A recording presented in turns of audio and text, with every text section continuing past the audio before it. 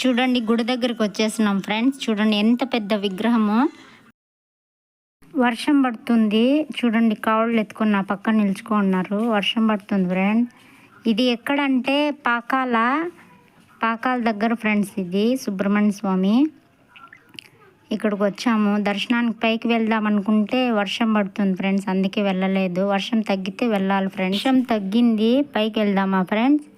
చూడండి ఇక్కడంతా వర్షం పడింది కదా, పైకి వెళ్దాము.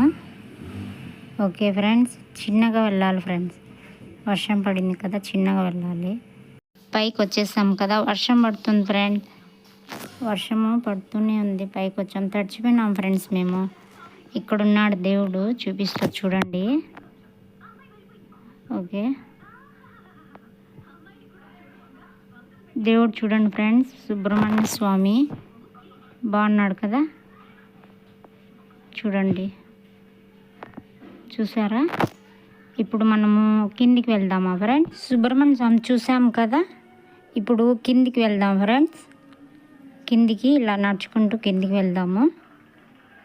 కిందికి దిగుతున్నాం. చూడండి కావులు చెల్లించుకొని ఎత్తుకొని వెళ్తున్నారు. వర్షం పడింది కదా ఫ్రెండ్స్, చిన్నగా నడచాలి లేదంటే జారుతుంది. కిందికి దిగుతున్నామండి.